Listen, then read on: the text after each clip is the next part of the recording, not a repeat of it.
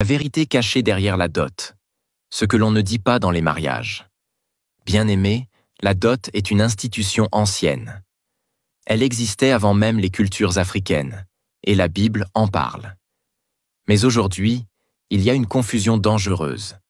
Certains pensent que payer la dot garantit une femme. D'autres en font un commerce, une démonstration de richesse ou un défi social. Pourtant, derrière la dot se cache un mystère spirituel que beaucoup ignorent.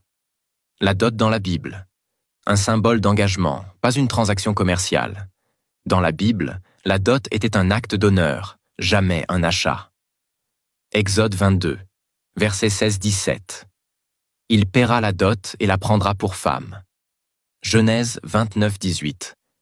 Jacob a servi 7 ans pour Rachel, puis 7 ans de plus. Cela montre que la valeur de la femme ne se mesure pas en argent, mais en engagement, en respect, en sacrifice.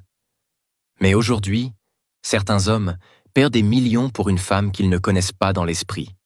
Et quelques mois après, ils perdent la paix, la santé, l'argent, et même leur destinée. La dot peut devenir une alliance spirituelle si elle est faite sans la volonté de Dieu. Il ne faut jamais confondre la dot biblique avec les pratiques culturelles qui ouvrent des portes spirituelles. Proverbe 19, verset 14. On peut hériter des maisons et des richesses, mais une femme prudente est un don de l'Éternel. Beaucoup de mariages sont des pièges déguisés. Tu donnes ta dot sans consulter Dieu. Tu engages ton argent, ta parole et ton âme, mais tu ne sais pas que cette femme est un autel vivant.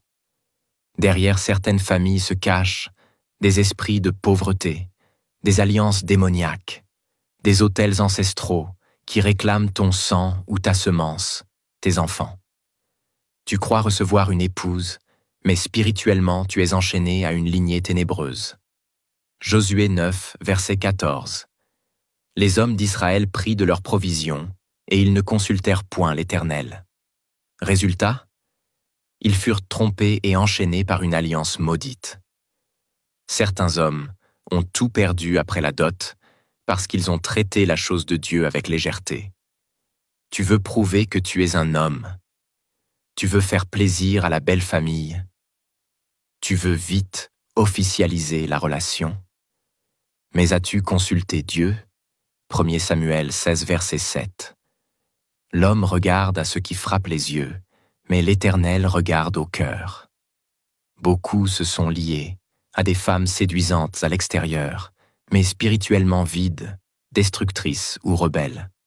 Certains ont payé la dot, et la femme est partie 3 mois après, et la maladie est entrée dans la maison, et leurs rêves, leurs finances, leur paix ont disparu. Pourquoi ? Parce que le mariage est une porte spirituelle et la dot peut être un sceau d'alliance s'il est fait sans discernement. La dot n'est pas un ticket pour le bonheur, c'est une alliance à traiter avec crainte. Voici les clés bibliques à ne jamais oublier. 1.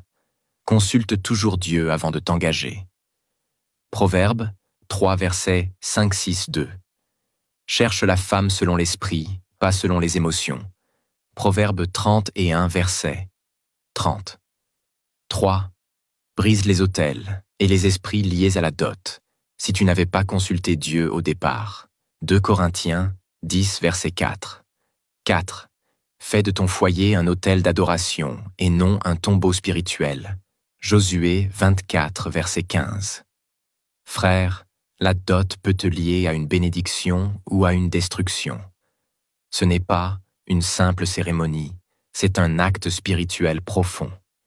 Dieu ne t'a pas dit de payer la dot à toute femme que tu aimes, mais à celle qu'il t'a donnée.